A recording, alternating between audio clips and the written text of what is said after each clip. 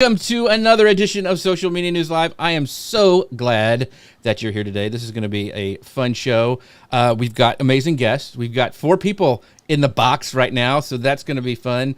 Katie Brinkley is back. You leave the door open and she walks right in, and no, she's great. We love to have Katie on the show, and you guys, I know, love having her as well.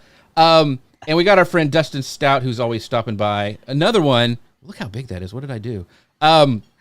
We're going to be talking about AI, and Dustin has an amazing AI tool called Magi, so I'm sure he'll chime in as well. Connor Brown, how are you doing today, my friend? How's Orlando?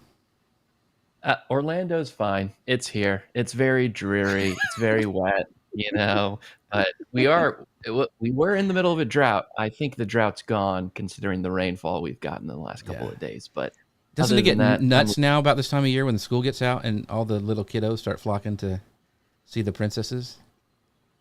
I don't know if I can answer that question. You get a little weird there, but I'll kind of stand back from that one. Yeah, it's starting to get crowded there because Connor Brown, of course, does Vacation Kingdoms, and if you need help getting set up for all your travel needs, he is the guy to do it at vacationkingdoms.com, so make sure you check him out. I'm going to go ahead and hit go on the podcast machine. We've got Chris Stone, the amazing Chris Stone, watching from YouTube, saying let's go. Okay, without further ado, I'm going to go ahead and hit go on the podcast machine, and we will get started. Hello folks, welcome to Social Media News Live. I'm Jeff C., and you're not. And I'm Connor Brown, and this is the show that keeps you up to date on what's happening in the world of social media and more. Are you feeling lost in the world of AI? Are you maybe curious about the techniques about using AI and social strategy together? Or maybe you're wanting to elevate your social media game and stand out in the sea of sameness that most AI-generated posts look like. Well, if those questions resonate with you, then you are in for a fantastic episode. Today, we're excited to welcome 2 experts who have mastered the art of social media strategy and technology. Katie Brinkley is back with us, as well as Deirdre Tshien. Tshien will be joining us today to share their journey, insights, and top tips for social media and AI to grow your brand and business. So sit back, clear your schedule, clear your mind, and get ready for this week's episode of Social Media News Live. Ladies, thank you so much for joining us today. This is going to be amazing. Thanks for having me back. Like you said, yes. I walked in the door. I just can't get rid of here. That's right. Exactly. And now I brought friends. That's right. And with her cheese and coffee, we got to do a whole show about that. Connor, let's get this party started. So, know our guest. I love a full house. 4 guests. Let's start with Deirdre. If you don't know Deirdre, you should. Deirdre Tshien is the co-founder and CEO of Capsho, which is an AI-powered content marketer that helps entrepreneurs who podcast, vlog, and live stream create repurposed content that converts. She's also the creator of the Honey Trap Method and author of Honey Trap Marketing. As a serial entrepreneur, she's founded and led 7 businesses across 5 industries in the last 9 years and has navigated the entire spectrum of experiences and emotions that comes with starting, running, closing, and exiting businesses. We are so excited to have her on today. Dee, welcome to the show. Hello, thanks for having me. I do like the how you just went with D. It's a safe bet. That's what somebody's going to be doing the rest of the show. Yeah, because Chris Stone says, AI can't mispronounce names like Jeff can. That is true. So on that note, she has been here. She is a regular guest on our show. If you don't know Katie Brinkley, though, she is the author of The Social Shift and is redefining social media marketing with less is more philosophy. With 2 decades of experience, she innovates with a unique 4-post strategy. We're going to be talking all about that today. She uses it to foster growth with minimal posting. Her platform-agnostic approach and journalism skills have helped brands like AT&T and DirecTV to achieve their goals efficiently. Katie excels in storytelling, guiding clients from solopreneurs to corporates in capturing their ideal audience and driving tangible results while posting less. Katie, once again, thank you for being on the show. You're always amazing. Oh, well, thank you so much for having me back, guys. It's always a pleasure to sit down with both of you. And yeah, this should be fun today. It's going to be a blast. I can already tell. One of the things I do want to do is shout out to our sponsors of the show, Ecamm. You can find out more about them by going to ecamm.com/Jeff. Save 15% by using the code Jeff15. And by the way, they've got an amazing camp coming up October 11th through 13th. You can find out more about that. It's going to be parties, food, fun, learning, workshops. It is amazing. Camp is you go to ecamm.com/camp, as well as I am doing a contest. If you go to jeffc.com/win, you can enter to win a free ticket to Creator Camp. That's right, folks, a free ticket to Creator Camp. People like Connor Brown is going to be there, as well as myself and Ian and Luria and all the people that you know and love. So make sure you guys go to check that out, jeffc.com/win. I've got little secret codes that I'm going to put at the end of the show today that you'll be able to add for more entries, as well as sprinkle through my podcast, through my website. So it's kind of like a scavenger hunt. So take a look around and see if you can find all the bonus codes for all of the entries. All right. Back to our regular scheduling programming. But it's that app that Paul Gowder told me about is really, really cool. So if you don't want to enter, just go check it out, because it's really, really cool how all that stuff works. So let's get this kicked off. Social strategy in tech. This is a really interesting subject, and I'm glad both of you agreed to come on, because the way you do it, I think, is very, very unique, because of all of the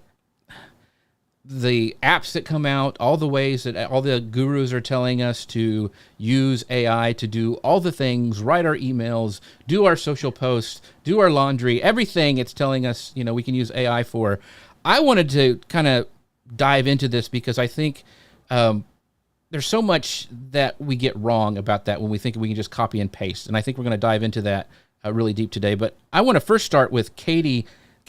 Your 4-post strategy, which is built into one of the tools we're going to talk about in the second segment. But talk about your 4-post strategy, because it's kind of unique. It's really cool. Your book is based on it, but kind of give us a rundown on that.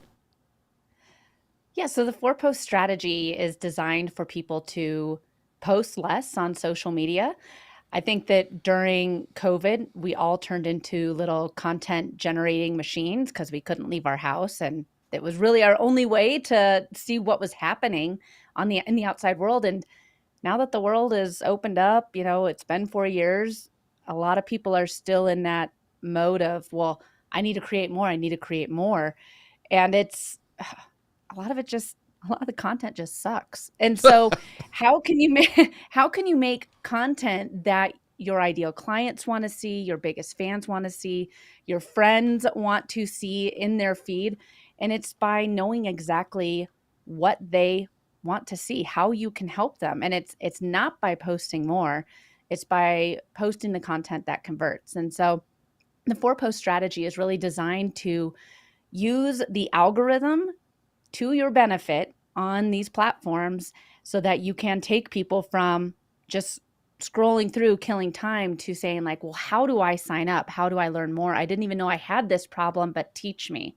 And it works. People see great results by posting less, because they're posting content that people actually want to engage with. That's awesome. Yeah. That's so cool. Yeah. Her book's really good, by the way. It dives into this really in depth. So make sure that you guys check that out. And there's a great review at the very beginning from a Mr. Jeff C. right here. Oh. Did I see? ChatGPT is so good; it just spits that stuff out like so. No, you're supposed to read it. I'm just teasing. No, it's a great. No, I was talking about my review. I just said, oh, give something good to Katie, and see what happens. See, you get printed. You never know. It's gonna hit. You gotta keep your guards up. So, Katie, I don't want you to give away the whole thing so that people actually read the book, because it is awesome. But with the 4-post strategy, is it different types of posts? Is it different like styles of content? And you talk about posting less is more, but is there still like a frequency and a structure to this strategy that you've implemented?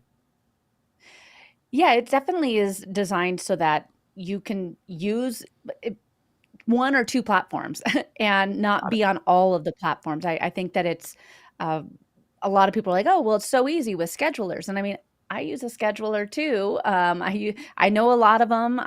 They're great. However, all these platforms have different ways of maximizing your reach, of creating content. And so it's designed to say, okay, well, right now on LinkedIn, polls are getting the most reach. So how can we jumpstart the algorithm at the beginning of the week, making people problem aware? Well, let's do it with a poll. And then the same with Facebook. It's the simple, like one sentence Facebook text with a different colored background. Those get the most reach. So it's designed to make people problem aware. Very simple question or poll that anybody can just say me or yes or no. Then you're not asking them for their life story. It's a very simple way of engaging with your audience. And it kind of jumpstarts you in the algorithm for the rest of the week and the rest of the content that you're going to be creating. So Dee, I want to get your thoughts on this in the next section, because I know I'm kind of teasing it ahead of time, but there's some really cool stuff that your tool does based on this concept. But real quick, Katie, we got my friend Pat Mills here watching on YouTube saying, I'm ready to get the book. Make sure you give the link today. Can you tell people where they can get the book if they want it? Yes. You can go to katiebrinkley.com/book and you can get the paperback or the hardback, or if you're an ebook reader, you can get it on Amazon. Yes, it really is really good. I was giving her a hard time before, but it is a really good book. And I actually had to get it with Kindle because I took so many notes. I've talked about it before. I highlight things and it goes to Notion and all this stuff because it really is. There's a ton of great takeaways in that book. So thank you, Pat, for that. So Katie, I want to kind of jump ahead and talk a little bit about like when people start doing the 4-post strategy. What are some mistakes that they do that you see them, when they first get started? Are there things to avoid when you start this new 4-post social strategy? Well, this is actually one of the things that Deirdre and I talked about when we were working together. Was you're reverse engineering people on the customer journey. So, what is the end goal of that you want people to take? Do you want them to sign up for your newsletter? Do you want them to watch your live stream, listen to the podcast, sign up to book a call with you? What is the end goal? And then when you know that, you're reverse engineering your way back to that first post, and you're using your long form content, whether it's a podcast, a live stream, a blog, any of that. You're using that to create the rest of the content. And it's really designed so that you can set up your audience to be like, oh, well, finally she's telling me how to buy from her or how to get this tool or whatever. You're taking them along the journey and really getting the right people raising their hand.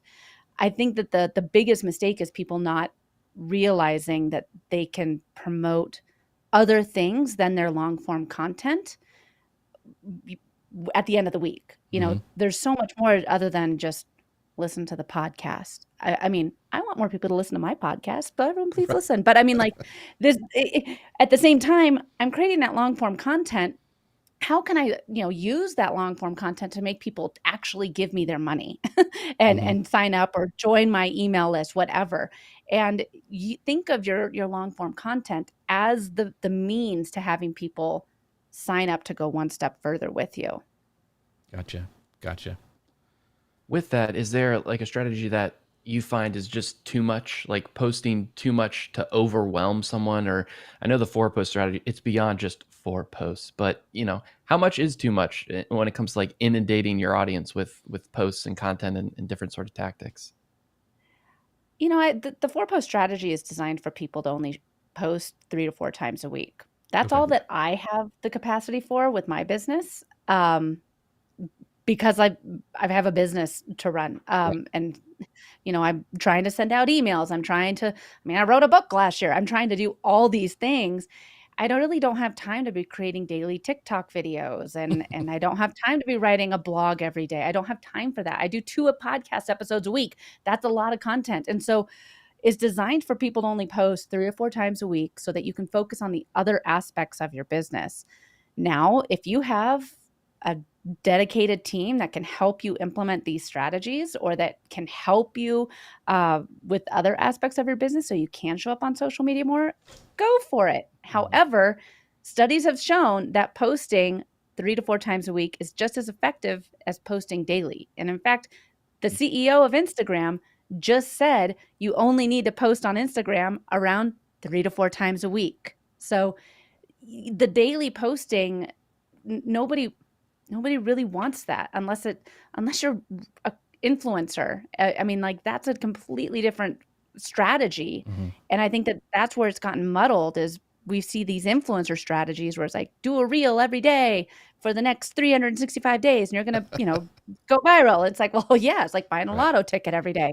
So I mean, like, this is where it's designed to, again, work for the business owner. Yeah. And that's so true, because I remember, like, at the beginning of this year, I said, so I had John Loomer on, and he was like, yeah, do a thing every day. And John's great. Don't get me wrong. And he's got it down. I said, I'm going to try to do a reel every day for a month. I mean, I lasted like a week, and that was about it. And I didn't have the capacity, and that was okay. It's okay to say, like, that experiment didn't work. It wasn't a failure. It just was an experiment that did not work. So that leads into, because I want to talk about that frequency, especially with you, Dee, because you have this great new tool that makes it pretty easy to come up with great 4-post strategies, like, on the fly. It's really cool. So I got access to it a couple days ago, and it is really, really cool. And it's just the beginning. So I want you to talk a little bit about Capsho Next Gen and how it differs from the original platform, like what it does, and then, like, what's this new Next Gen, because it is kind of exciting. It is. Thank you. And thanks for having me. Gosh, it's bright. This is like the Austin sun is suddenly just decided to make a return. In terms of, like, I'll get to what Capsho Next Gen is, obviously, but, like, the journey of, and when I was listening to Katie, I was like, oh my gosh, so much of this stuff rings so true. When I started podcasting, my own podcasting journey, I subscribed to that whole theory of, like, content domination, and you've got to be on everywhere all at once. And oh my gosh, like, it was insane, because it ended up burning myself and my whole team out trying to we were doing the thing. We were going to be on TikTok every day and on Instagram every day. And then not only that, but we were looking at our stats and trying to optimize, and it literally was not good. And that's actually kind of how Capsho, the first iteration, came about, because I was like, there's got to be a better way of doing this. And, I have a background in corporate, over a decade ago. I was in the innovation team in a bank, and I was already looking at use cases for AI and things like that. And when I came across this problem, I was like, oh, this is a perfect use case for AI. And so we launched in July 2022. And then, everyone knows that then ChatGPT launched. I think that it was in November 2022. And, that really then the hype of AI really took off, as we all know. And the problem at that point I saw was, like, oh my gosh, like, all of the AI created content was starting to converge and look the same. And so the next iteration of Capsho was really about solving for that issue, which is, okay, well, how do we help people who are using Capsho, we call them Capshovians, actually differentiate their content from just the AI, because we can start to see the AI generated content that was out there and what that looked like and how that read. And then fast forward, and I sat back again, and I was looking at, what we were doing and how we're doing, and feedback from our users, and realizing that we were actually unintentionally contributing to what I call the content vomit on the internet, where it was just like, because it became so easy theoretically to create content now using AI, people were just like, it was almost like, I don't care what it is, I'm just going to put something out there, and I'm just going to keep doing it. And so when I looked at that, I was like, and Katie came into my life, like, and, we connected so deeply on this whole, like, content should not be created for content's sake. I truly, we both fundamentally believe this.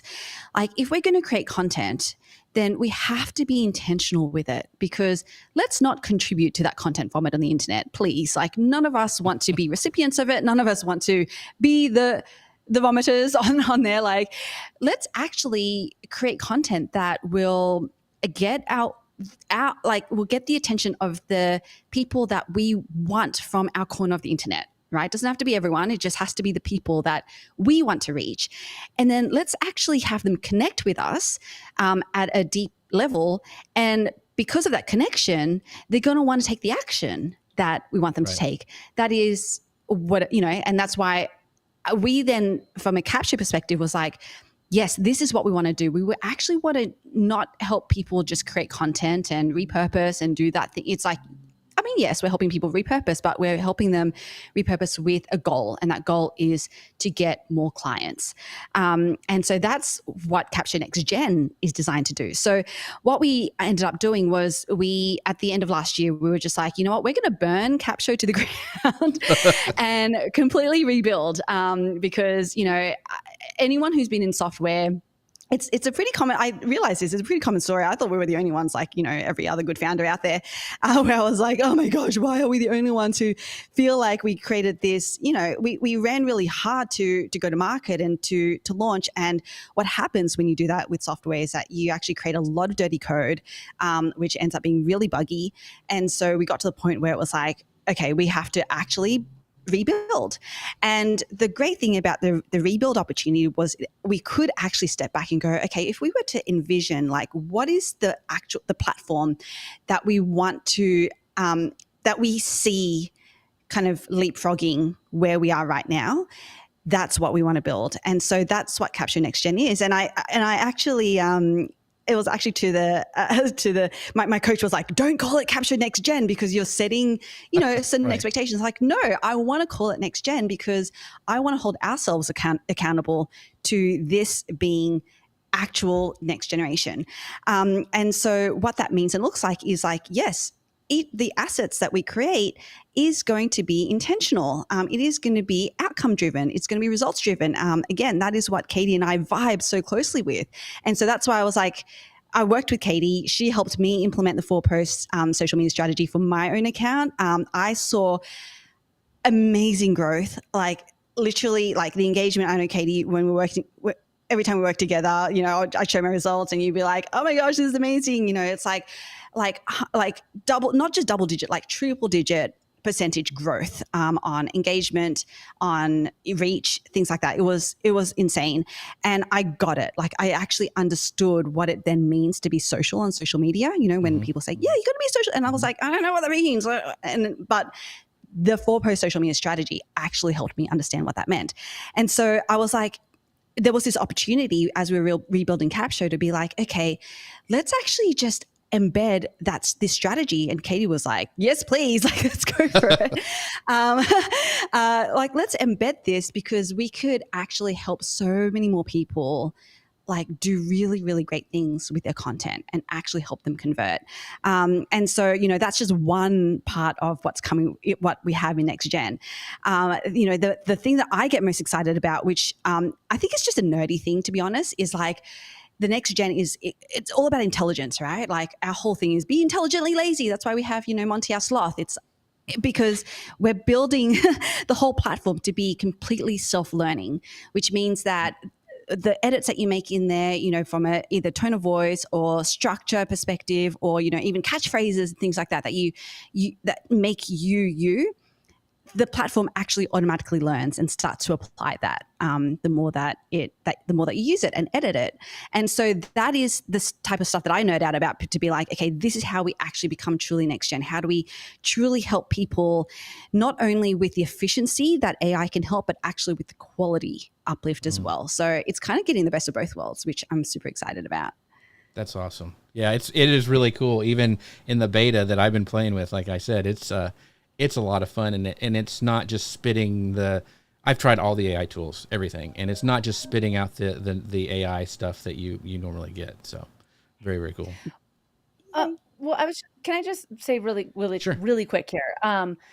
One of the things about AI that I think we all need to keep in mind is that just because we can do it, that doesn't mean we should. And when this is one of the things, like, attention entrepreneurs and megaphone emoji, unleash the unlocking power of demystifying your treasure trove. I mean, like, just because like you can post that stuff or that it's giving you this content doesn't mean that it's going to convert. That just is more white noise, and it's going to make people scroll right past you. And it's by having the content that, it jumps out. Wait, but this is for me. And this is where I love that, Capsho and Deirdre and the team, they took that step back as an AI company and said, okay, just because we can create all this content from a podcast or a live stream doesn't mean that we necessarily should. Right. So this is really, I want to just a second, I'm sorry, but this is really funny because Chris Stone actually, because I listen, I fell into that trap. Like I was one like, oh gosh, I hate writing emails. I hate writing my show notes. I can just hit it into AI and it's going to be done. And I did that for a while and it was, it was okay. But then I noticed like everybody's doing that. I can't stand out it anymore. And even Chris Stone the other day wrote, he says something I wrote in my email about vomiting. He goes, that sure wasn't AI. And so that's what, that's what I wanted. Like you want that in your content. And Chris, and by the way, Chris had a great a reel that he did. So wherever you're watching from, Chris, drop that in the comments so other people can watch it because it's really good about AI. But so I think what you were saying is so true. Is that just because we can doesn't mean we should. And that's a very, very important point to make. So sorry, Connor. Go ahead. In the last 3 years, there's been so many people that have reached the summit of marketing success, reached the pinnacle. Right. It's like, we are just all reaching the summit now. I never realized I could appeal to a phrase or kind of personify with a phrase as much as intelligently lazy. I think that's going to become my life from now on. Tattooed, that is I love it. That's something AI can't create, right? Like that makes perfect sense to me too. Intelligently lazy. Dee, you kind of mentioned it a little bit, but I'd love to know, how did you and Katie kind of join forces? Because you talked about reaching out to her for the 4-post strategy, but then kind of coming together to help build or recreate your platform. What's the story of you guys joining forces?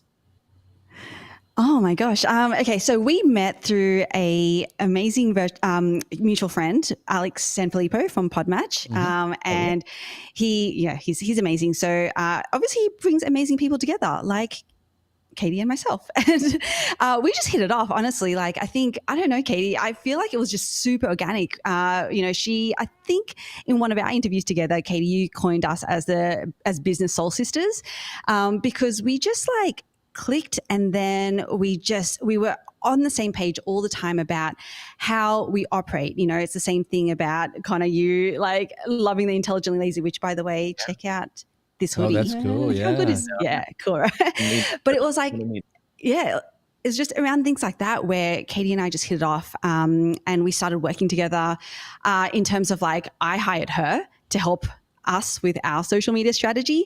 And then through that process, it was like, wow, this actually works and we can help so many people. And I wanted to help spread the word about what Katie does. And I'm on a mission to do that for sure. Very cool. Well, I mean, the way I first got in contact with you, Dee, is I saw your emails. Like your emails are really, really good. Like it's not just blasting out about, I have this new tool.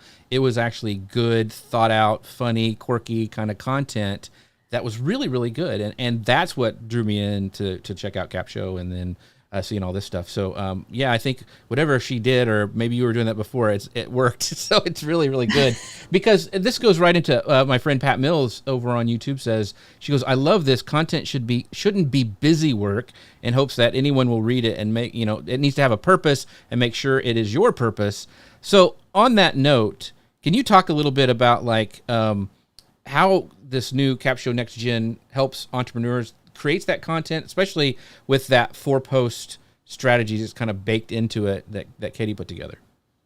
Yeah, for sure. So how Capsho Next Gen works is that you upload an audio file, and we will have video coming. I was just telling Jeff that we're literally working on that right now. And basically, the first pass, it learns your tone of voice, all of that sort of stuff. You create your persona. So that's one of the really cool features. This was some feedback we got from our other version of Capsho, was like, I just really wanted to learn my voice. So we built that into Capsho Next Gen. And And then basically when you see what it creates for you from a social media perspective, it follows Katie's 4-post strategy. So it gives you an awareness post by platform. So, when Katie was like, well, polls are working really well on LinkedIn, it will actually give you poll suggestions for LinkedIn. Or, on Facebook, unpopular opinions work really well as your awareness post.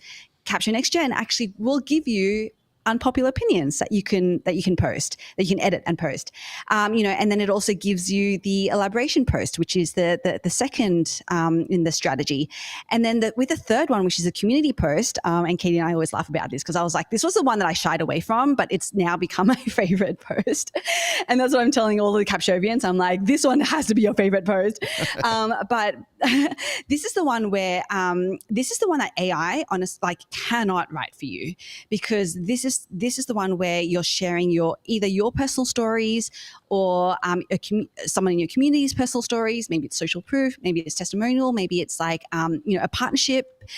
And AI can't write this for you because it literally does not know your memories. It does not know your experiences. So what Capsho does instead is, based on the podcast episode or the YouTube video or the live stream that you created, it will actually kind of know, oh, hey, like you kind of mentioned this story, you started talking about this story. This could be an idea that you expand on for your community post. Or it will give you essentially ideas to actually start to kick off to, as a thought starter for you to write your community post. And then the fourth post, which is the action post, is like, because as part of the upload flow, it will actually ask you, what is the premise that you want to talk about that week? And what is that action that it can be listen to your podcast, but it doesn't have to be. It can be like, hey, come join my workshop or buy my book or whatever. And it will actually align the 4 posts to that last action post so that it makes sense to drive people to do the thing that you want them to do. So yes, that's how, Capsho Next Gen and Katie's strategy, honestly, actually helps people convert with their content. Yeah, I wish I should have brought. It's a podcast, so it's hard to do a screenshot. But one of the things is, like, when you put it, you walk through that process. It also has like a generic kind of tone of voice, but then you can really craft it to your own tone of voice, and then it breaks it down with. It does those 4 posts, like, then it has the action post, which is like, oh, this is so cool how it all flows, and you don't see that. Most of the time we're putting in something and we're saying, okay, ChatGPT, crank out, this one-time post. It doesn't have any of that strategy baked in, which is really, really cool. And I can't wait to when the video goes up and I can like repurpose stuff in the same way, because I'm big on repurposing content. So it was really kind of mind-blowing how just the beta stuff is working. So I'm excited to see this stuff. So Connor, go ahead. I think there's still some, Pat brings up a great point that might still be a little apprehensive to AI. Pat says, I'm an old school programmer from the 1980s. They told us back then that AI would be coming in the future, but I couldn't wrap my mind around it. And here we are, and I still can't quite give into it. So I guess this is for both Dee and Katie. For people who are in their ways, they know how to operate, they know what they're doing, they have their processes. How would you suggest to them to get started with AI for content creation or organization or whatever it is, dipping their toes into the AI waters? Deirdre, is it okay if I go first? Because go for it, so Here we go. in Dallas at Podcast Movement in, what was it, July of 22. I was approached by these 2 sweet Australian ladies that had this cool new AI tool called Capsho, and they wanted me to give it a try. And I was like, that's okay. I like talking to you and hearing your accent, but I'm not going to do it. I don't need a robot to help me. And I was very against AI. I thought it sounded bad. It looked robotic. It couldn't write as good as me. And the amount of time I would spend trying to make it better, I could have just done it myself in that amount of time. And luckily, Deirdre did not, make fun of me when I came back and said, hey, can I just try that Capsho thing again? I know you offered it, in beta when you were first launching it to me, but can I try it again? And she was very nice and said yes. And I've been a Capsho user ever since, because it's, if you're not using AI, well, you probably are and you don't realize it, but if you're not using AI in some regard or trying to just learn how to use it, you're going to get left behind. And these AI tools are moving so fast. I mean, no offense, Deirdre, but I would hate to be and have an AI tool right now, just because they're learning and evolving so fast. It's hard to keep up with your competitors, and it's crazy on what it can do. And I was definitely one of those people that said, no, I don't need AI to help me. But once I started learning it and experimenting with it, it's allowed me to scale my business. I launched an entirely new division because I have AI to help me with different aspects of my business now. Yeah. So, Dee, one of the questions, I mean, we're in a room full of nerds here, right? Like, we are all sorts of crazy about AI and the next stuff and marketing and business stuff, but it is a big lift for a lot of people. I mean, we forget that it's a new technology, and some people still haven't heard of like ChatGPT, even like, in the world. So, what do you tell people like who say AI? Why do I need that? Why do I need to pay for another subscription? Like, that's the big question everyone asks. Like, why do I need this? What is it gonna do for me? Like Katie said, that I can't do for myself. Yeah, and I think it really depends. So, like, I'm definitely not the you've got to be on the AI train, or you're going to be. I think there are some people who it's fine to never to not lean into the AI.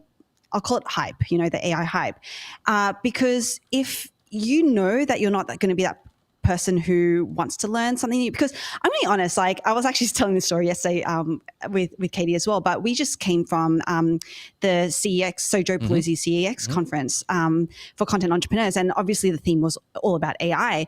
And I honestly expected to leave that conference with like, oh my gosh, this is going to be so easy. And, seriously, that's what I thought. And I actually left going, this is super overwhelming. And you can tell that, the speakers, who are amazing, by the way, but you can tell that they have an incentive to learn and go deep into AI, because that's kind of what they're getting paid to speak about.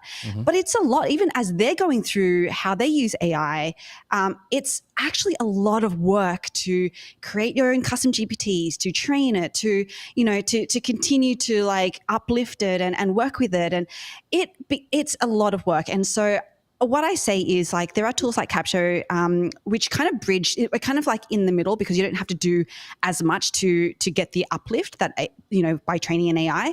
But if you know that you still want to get efficiencies, you want to outsource, but AI or learning it, doing all of that is not going to be the way, then please, like, this is why agencies like Katie's are around and work so effectively, is because AI is not going to be the be all and end all. I mean, it's going to become more and more pervasive, but as Katie said, I mean, even her agency uses AI. Right. So even if you don't want to be the one to learn it, that's totally cool. I'm never going to be like stand on a soapbox and be like, you got to learn this thing. I would just, find the people who have learned it and do know it well and inside out and know how to use it effectively to get you your results, and go hire them instead. Right. So that's, in short, me saying, go hire Katie. Yeah, we're going to talk about the difference in the next section. But because, I should probably hire Katie, actually. But anyway, one of the things that, Pat, I want to answer your question a little bit too, is that for me, my biggest hang up is the blank page. That's the thing. When you see that blank page, or I've got to create this post for myself or for a client, that's where I feel the anxiety and the frustration, and being able to have this stuff and then craft it in your voice, or even with the Capsho Next Gen, it actually gets you most of the way there, but not having it just cut and paste. I don't think anybody's saying this is you can cut and paste and do all this stuff, but it's that getting over that blank page. That's what makes it for me. And I think I've frozen. But I'm going to go to Connor and let you talk while I figure out what's wrong with my camera. It was a great frozen face. So that's fine. All right. We love it. So all right, let's go with D for this one. So I always hate the crystal ball question, but I'm going to ask the crystal ball question. And you can even pepper in, how you see Capsho evolving, not only this next generation, but the next generation. How do you see, AI evolving in the content creation space? Jeff makes a great point. For him, it's a lot of the blank page and kickstarting it. But beyond that, what kind of future developments can we expect from Capsho when helping entrepreneurs or marketers just create content? Yeah, so definitely from a Capsho perspective, we're just going to continue going deep into content marketing, because I know that there are others that are going breadth in terms of and we can help you with doing different cool things with, but we're no, we're going to go deep into, we're just here to help people, entrepreneurs specifically, get more clients with their content. And so what that could look like is from a quality perspective, obviously, but also from an efficiency perspective. We really want to be able to tackle those two sides of the coin almost. And so that could look like just doing some foundational things around how do we just from a workflow perspective help that become a lot easier, but also from a qualitative, from a deepening perspective, how do we actually start to help people with, because the more that people will use a platform like Capsho Next Gen, the more that we can learn what it is, who their audience is, what their their areas of expertise really are, and then we can actually start to front load some of that thinking and help for them. We can start to actually recommend, hey, here are some great topics. Here are some guests potentially that if you're not the expert, but we know that your audience wants to hear more about this thing, then here are some guests that you could lean on, and really start to help people with. And then with that comes, whether people want to go live and depending on the medium that they want to then lean into more as well. It's how do we bring in more real-time capabilities, things like that. So that's kind of stuff that we're thinking about, the different modes and mediums, and helping people. At the end of the day, we just want people to live their full life. So it's kind of I know that Katie was saying before that she loves using AI because now it's she can go to her daughter's softball games and training. We want to, I think that's going to be honestly the future of where AI is going to help us. It's going to actually help us be more human, which is counterintuitive, right? We're going to be leveraging these machines to help us be more human in our lives. So yeah, I think that's, anyway, I kind of went on a bit of a tangent, but yeah, that's good. I love it. So Katie says, she goes, I feel the same way about the blank page. And also she has a great question, and I would love to know the answer to this as well. Why, Dee, did you call it Capsho? Why was the name Capsho? Where did it come from? Man, every time I get asked this question, I'm I wish that I had a really, really cool answer. It honestly was just me, Bonner's my co-founder, which is the other Aussie girl that Katie was talking about. So we were just going on a walk. I remember that the moment we're in New York, because we used to live in New York before we moved to Austin, and we were going to get our weekly morning bagels, breakfast bagels. And we were trying to come up with ideas, and I was playing around with, because we knew that we were going to help on the social media side. So it's there's this caption part of it, and then there's a show part with podcast shows and YouTube shows, and then I think that's you would just combine them, and I was okay, we'll just call it Capsho. Well, that's good. I mean, that's an origin story right there. Capsho. Yeah. I wanted, you touched on it in this last section, but first I want to do a shout out to our sponsors. Once again, ecam.com/Jeff gives you, if you use Jeff 15% off your first purchase. And don't forget about Creator Camp, which is coming up in October, which I think they only have 18 tickets left. That's why you need to go and enter to win at jeffc.com/win. Anyway, Deirdre, you should go to that. It'd be oh my gosh, you would love it. Yes. You would, and you should too, Katie. Oh my gosh, I mean, it's so I know but, that's the offline conversation, but anyway, I can't. I would love to go, but I can't. One of the things that you touched about in the last section was when to outsource to an agency. And so, Katie, I mean, this is kind of a softball question because you're an agency, but there are times, when should you do that? Is it when you get overwhelmed and you're I can't do it, Katie, take it? Or should you do that before it gets to that point?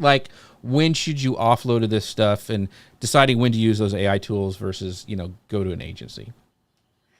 Oh man, that's a great question, because I think it all just comes down to your time and what your technology level is. Mm-hmm. Because full transparency, we migrated our CRM system over to Go High Level about 3 weeks ago, Mm-hmm.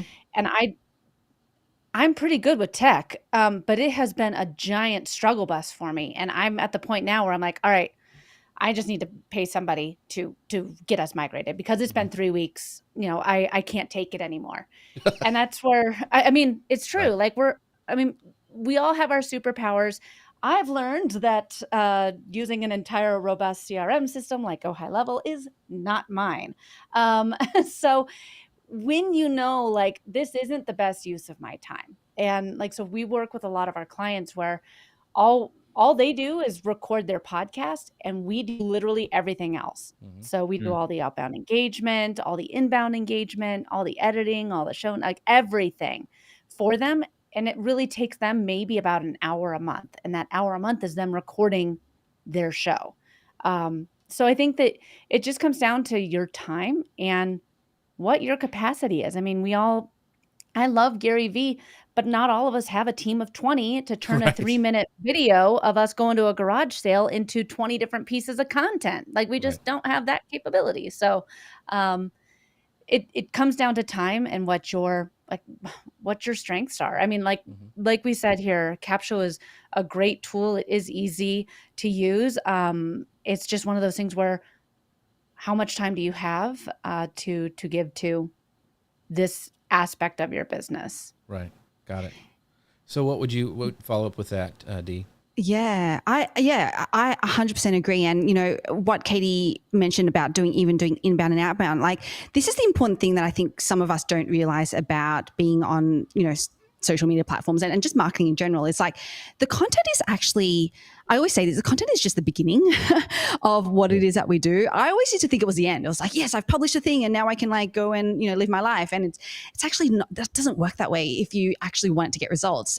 So creating the content, like, yeah, you can leverage Capsho, you can leverage any other AI tool, but then it's like, do you actually have the time to then go in to engage back to find your ideal clients on these social media platforms, to reach out to them, to actually use social media as a lead gen machine, rather than just I'm going to use it as like my soapbox, my personal soapbox. I'm just going to go out there and push things out.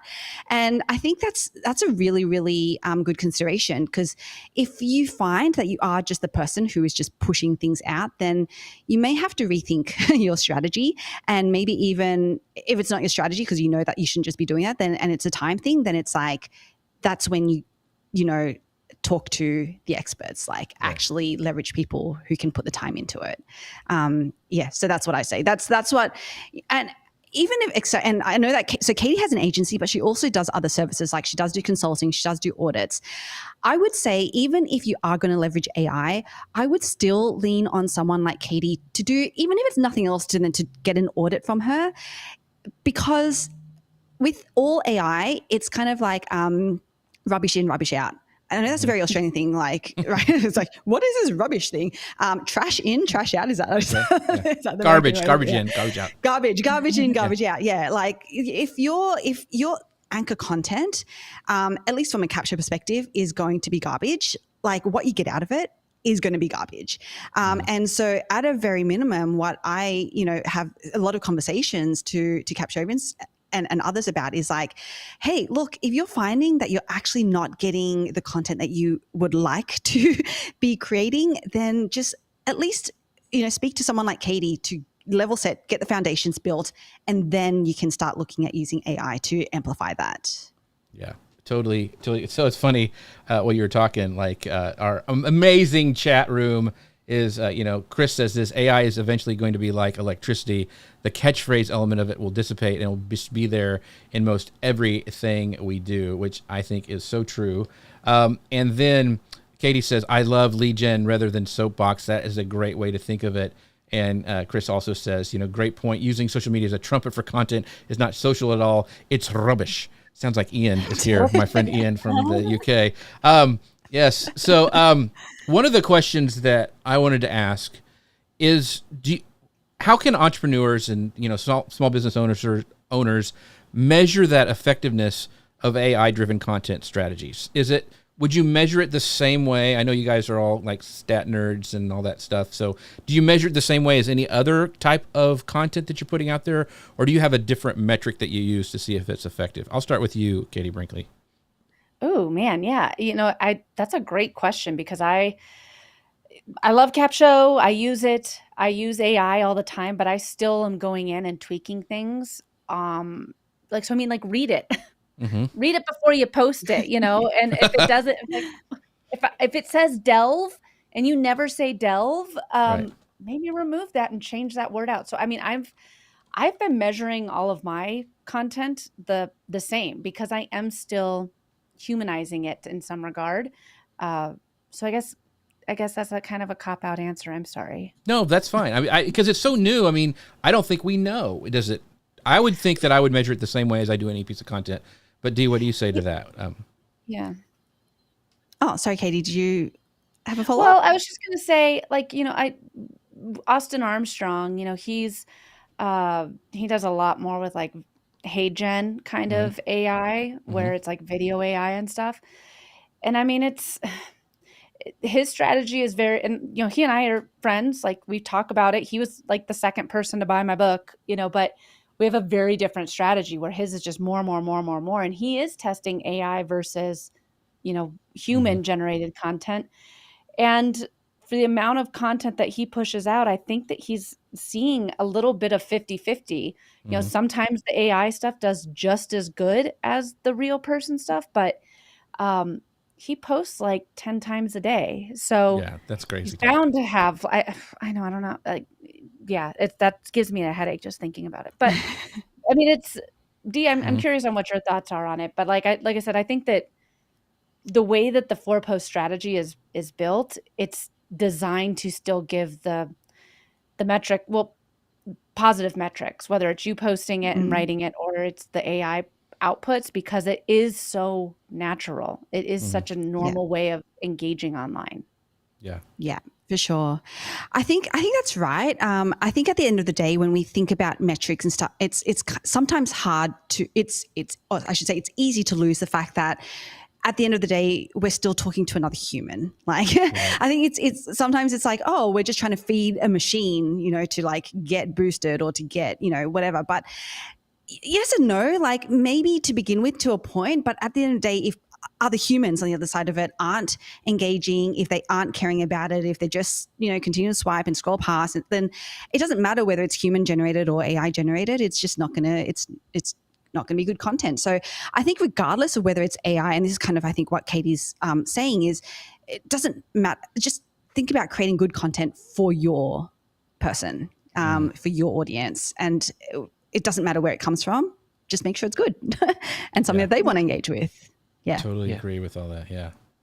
I love that. I find like we're constantly fighting against the algorithm, right? To see what's working, what's a trend, what is that? And we're kind of consumed by that. We're not really focusing on, well, maybe I'm not doing this the right way, or maybe these tasks can be approached in a different way to kind of streamline things, which I think kind of goes into Jim's question here, which I think is awesome. He says, can AI tools ever help you figure out how to refine your business tasks to produce quality campaigns? Dee, I know you kind of mentioned, Capsho maybe helping with organization and things like that, but what would you say to Jim's question there? Yeah, so 100%. I mean, even now we do use it, so not inside of Capsho Next Gen yet, but from a business perspective, because we still run a business, right? So from like our own operations, we'll still like run some things, so, like some thoughts, or it's like, hey, we're thinking of this campaign. It's going to be laid out in this way. It's going to have these, emails or whatever. It's going to be sequenced. So we've done a lot of thinking ourselves, but then we'll put it into like, say, a ChatGPT or a Claude or something and be like, and, how would you uplift it? Now we'll give it some guardrails and things like that. But, and it does, there's some things that it says that we're going to be like, no, we're just going to ignore that. But then it does have some good things that was like, oh, cool. Like we wouldn't have thought about that. So if you can think of AI as like just literally another person in the room with you, like if you just picture like a boardroom table or something, and they're just occupying one of the seats there in that same meeting, like that's how I would leverage AI in I never, you know, and this is again what Katie was saying in terms of like, I never, we use it sometimes as thought starters, but we never use it to be like, I don't know anything about this. Can you just tell me? Because if you don't know anything about something, then you know, you should probably learn first before trying to just outsource it to AI. Right. I totally agree. And once again, it kind of goes back to the, you know, the blank page thing. Like it helps you, it kind of guides you. It's a great brain, helping you brainstorm things. I mean, to be honest, Meta is using it for ads right now. I mean, if you've been doing any sort of advertising, you've been using AI, and they're even continually using that to get it better and serve it to the right people and helping you with conversions and all that stuff. But that's a whole nother conversation. This has been a fascinating talk, but I want to give you guys plenty of time to tell people where they can find you. I will start with you, Katie Brinkley, because you've been on the show so much. You know, you can just thank you. Yeah. burn right through it. Yeah. So where can people find out what you're doing and where they can find out your services? Yeah, absolutely. And thanks again so much, both of you, for having me back. It's always a pleasure to start my Friday mornings with you guys. So thank you so much. Yeah, you can connect with me at katiebrinkley.com, and you can get my book at katiebrinkley.com/book. And that's for the real book, like the paperback or hardcover. Or if you are more of a Kindle person, then you can get it off of Amazon. But yeah, thanks so much for having me, and check me out at katiebrinkley.com. And you also got a podcast. Tell people where you can find that. I do. Yeah. There's like, I think 3 amazing episodes where Jeff C is a guest. And yeah, so you can get that on all of your favorite podcast players or YouTube at Rocky Mountain Marketing. Awesome. Dee, where can people find out all about this Capsho that you speak of and the next generation that's coming? Yeah. So if you just go to capsho.com, all the call to actions should have been updated to join the waitlist for Capsho Next Gen. So as Jeff mentioned, we are in beta. It's just for a select group of people right now who are trying it, breaking it, all of that, and giving us feedback. And so get on the waitlist, because then you could become one of the first to either try beta or to try it live when we launch it shortly. Yeah, it's awesome. And thank you for letting me have a sneak peek, because it's been really cool to see how it's working. Yeah. Connor Brown, the unsinkable Connor Brown. I can't talk today. How are you doing? Where can people find out about you and all your stuff, vacation services? Yes, absolutely. We announced it last week on the show. Had a bit of a rebrand. It's called vacationkingdoms.com. Head over there and shoot me an email, Connor, CONOR, at vacationkingdoms.com. When you check out the website, let me know what everybody thinks. Awesome show today. Such a fun conversation we had. It has been. And of course, our amazing friends. We couldn't do this without you. Thank you, Gary. Gary goes, the internet gods were with us this week. Yes, last week we had a little bit of an issue with cows kicking over my internet or something. Gary even says, love listening to Katie's podcast. Well, there you got a big shout out there. Jim, thank you for your question. Chris, as always, Katie, Jim Fuse, everybody who showed up and who's watching the replay, we appreciate you. Do not forget about our friends over at ecam.com/Jeff, and their new camp that's coming out in October. And by the way, don't forget jeffc.com/win, where you can enter to win a free ticket to eCam's Creator Camp. It's around $700, I think it's worth. So check that out. And also, here's the code for you guys for extra bonus today. ZT3TYA. I guess they say Z in the UK, so we'll just ZT3. That's for my friend Ian Anderson Gray, who's listening. So with that, you guys, thank you so much for watching. We'll see you guys next time. Bye, everybody.